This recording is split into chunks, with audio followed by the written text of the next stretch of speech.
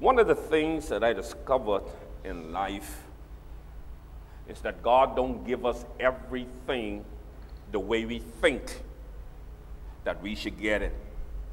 When God created Adam, God never gave him chairs. He didn't give him table. He didn't give him bed. He didn't give him no car. But what he did is that he hid those things in a tree. And then Adam's job was to be able to get the knowledge, to get the table, the bed, and the chairs out of the tree. God placed potential in every last one of us. And we ought to get the knowledge of how we release that potential that God placed on the inside of us. Trapped in every man is a boy, and every woman there's a girl. But trapped in every individual is a leader. One of the things that this world has done successfully is to program us to become subjects rather than leaders.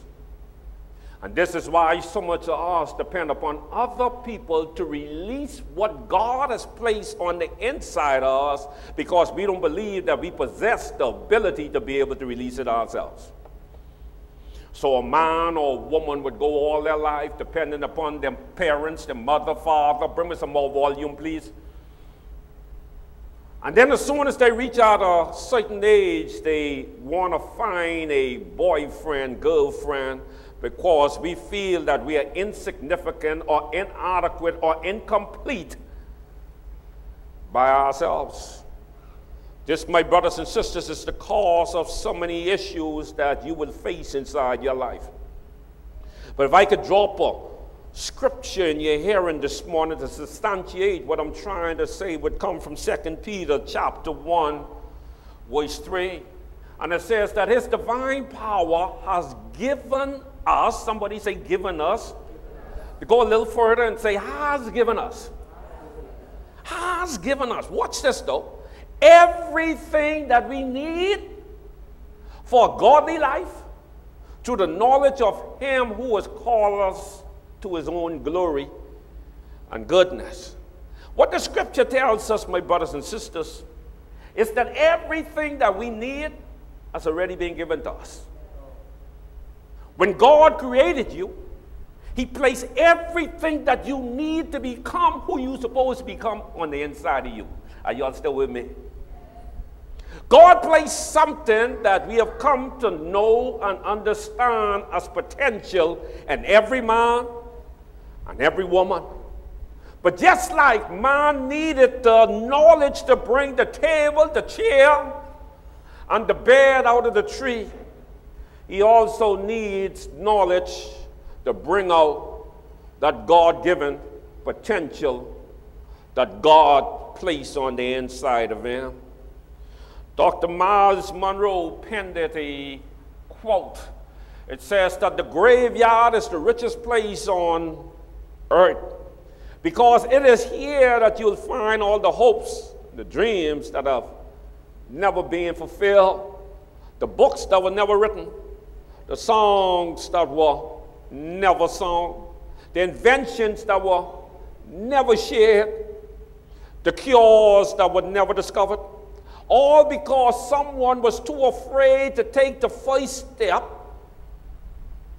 keep the problem, or determined to carry out the dream. In other words, my brothers and sisters, the graveyard is filled with a lot of unreleased potential and a lot of aborted dreams. Too many persons are dying without fulfilling the dash in the middle of the day that you was born and the day that you're going to die. That dash in the middle, my brothers and sisters, represents your life. What you do with that is going to be your gift to the next generation. My brothers and sisters, can I tell you this morning that whenever you don't release the potential, or when you abort the dreams that God has given you, you are robbing the next generation from becoming who God created them to be. What I'm saying is sometimes God sends some of us as trailblazers ahead to create some paths so that the future generation could be able to walk through. But God raised up some of us. He'll raise up a G.Reid and allow him to go through hell so that you don't have to. For some strange reason, people believe that when you arrive at a certain place in your life that you ain't been through nothing. That is a myth, and I want to dispel that today. God deposits something unique in you that is supposed to help the next generation. If you don't release it, they can't benefit from it. I ran across a quote a few years ago that has really impacted my life, and I felt that was fitting to be able to insert this in here to share with you this morning. It says that our deepest fear is not that we are inadequate. Our deepest fear is that we are powerful beyond measure. It's our light and not our darkness that most frightens us. Your playing small does not serve this world. There's nothing enlightening about shrinking so other people won't feel insecure around you. We all meant to shine as children do. It's not just in some of us. It is in everyone. And as we let our own light shine, we unconsciously give other people permission to do the same. As we are liberated from our own fear, our presence automatically liberates others. In other words, my brothers and sisters, we all have a part to play, and this part that we play is not just in our own lives, because how much of y'all know that attitude are contagious? One of the greatest assets or potential is self-discovery. I want to say that again. One of the greatest assets or potential is self-discovery. If you don't discover yourself, you will always be waiting on somebody else to discover you. Some young ladies, they've been taught by persons that have programmed them to believe that one day you're going to meet one rich man and he's going to take away all of your problems. If richness made you happy, how come we don't see the rich people out in the street jumping around and having a good time? You notice who you see playing in the streets? The children who don't have nothing. Why? Because richness is not a guarantee that you're going to be happy. But we believe that somebody is going to come and they're going to make our life complete. But can I tell you that you're the only person that is responsible and capable of releasing your potential? Yes, there are some people that can come along and challenge you, encourage you, and even empower you, but only you have the ability to release your potential. The absence of self-discovery gives birth to hatred.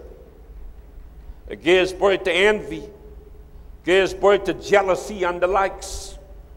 When you don't know who you are, you give other people permission to make you who they think that you should be. But I stopped by to tell somebody that another person's opinion about you does not have to become your reality.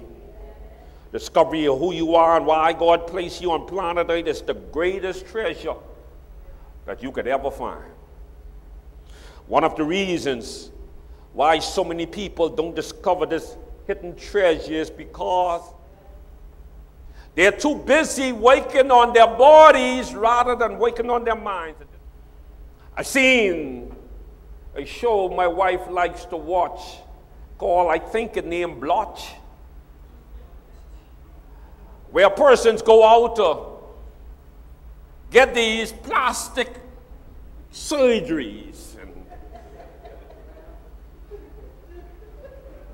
some want bigger boobs, bigger bottoms. I don't know why people would want bigger nose and bigger lips, but they do, and some of them, in their quest to want to get these things, they end up getting blotched and mess them right up. I say it wrong, eh? All right, just what they say. So they go and get all of these implants. Then you notice the favorite one for women, and I don't want to get in trouble, so Lord help me how I bring this one out. We spend hundreds of dollars on wigs and hair extension, and I ain't trying to throw no shade or hate on nobody. If you feel you need them to enhance yourself, well, child, do what you got to do. But the point that I'm making is that we invest on the exterior, but put a little investment inside our minds. We are even so conscious of what color the shoe is to the bottom. Red bottom. Then we have brothers that go on a construction site, make one little $250, $300, and they're going to leave the whole thing in Hoffers or the Sports Center to buy a pair of Air Jordan.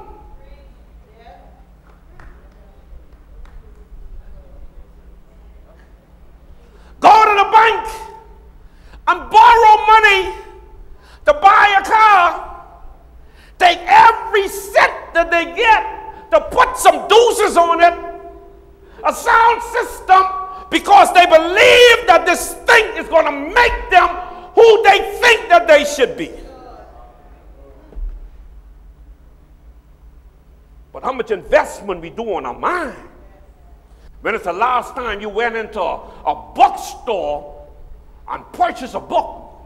When was the last time you pick up a book and read a book? When it's the last time you purchased a tape that would help to empower and encourage and motivate, stimulate your mind? We believe that if we can keep company with Gucci, Tommy, and Polo, if they become or could become our friends, then maybe we could be important. When I watch these same brothers, every Friday, I ain't lying. I lie? Never lie.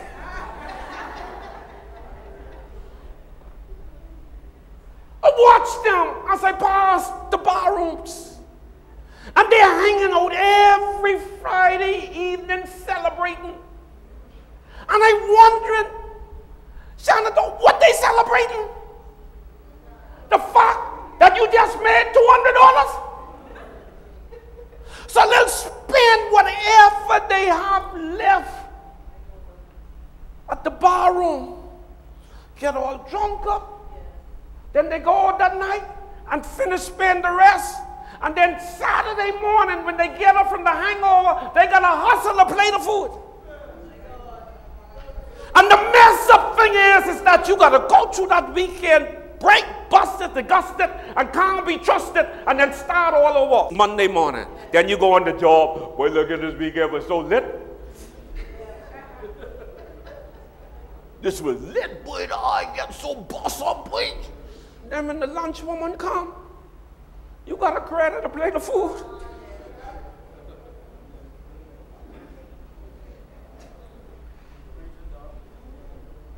But we don't want to invest in our minds. Now look, I ain't trying to throw no shade because I was dumb and stupid just like that myself. Because I was learning from people that didn't have a direction of where they're going in life. So I figured that if I could be like them, then maybe I could be accepted. Maybe I could be liked.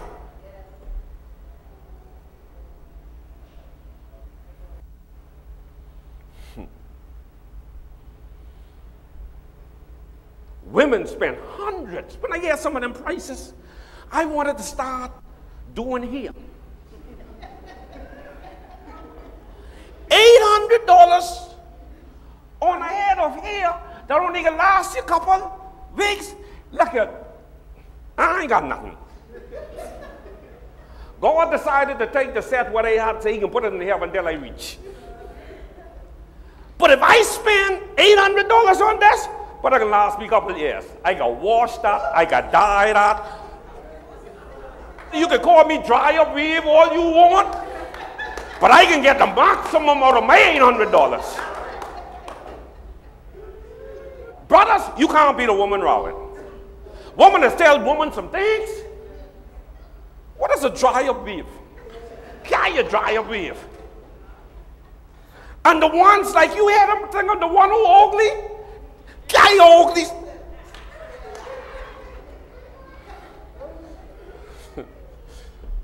But we spend hundreds and hundreds of dollars on the exterior, but no investment for this thing that's between our two ears, like it don't even matter. We leave this dormant, not understanding that the empowerment of your mind will qualify you to go places where Air Jordan can't take you.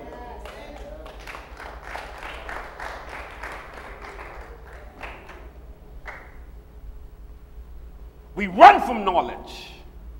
We attracted to things. In Proverbs 15 and 14 it says, the designing heart seeks knowledge, but the mouth of a fool feeds folly. You ever notice how people could run and carry gossip? You can imagine if people used to carry the gospel like how they carry gossip, what'll happen?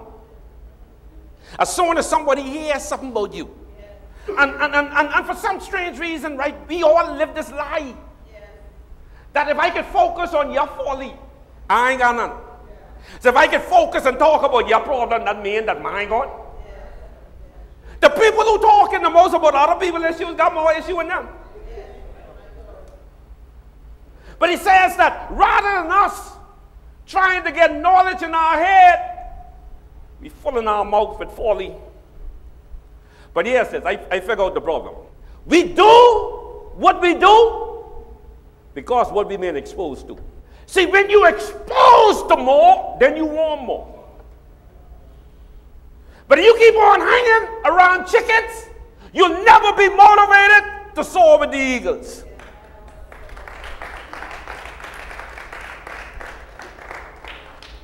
I remember being in Richland Park.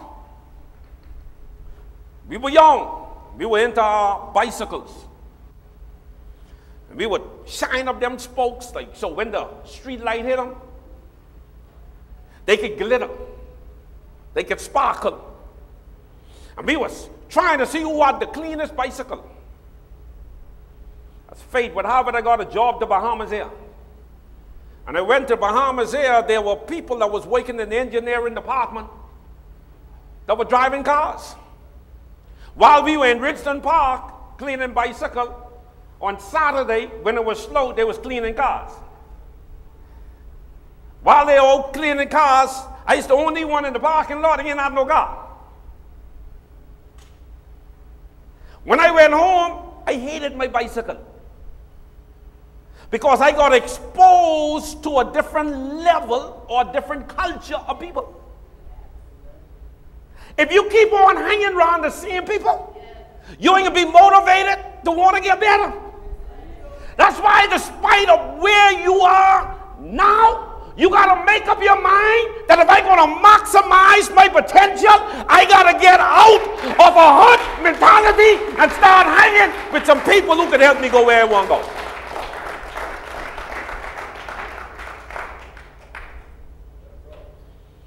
It's what we've been exposed to. You'll never get better until you make a decision to get better. And the only way you're going to make a decision to get better is when you see better. Because how much you all know? We do what we see other people do. Why? Because we have this saying, if they could do it, I could do it too. I wrote my first book because I saw somebody just like me. Dave Burrows write a book. I said, if he could write one, I could do one too. But if I wasn't exposed to him, then I wouldn't have been able to be encouraged and inspired to want to write book.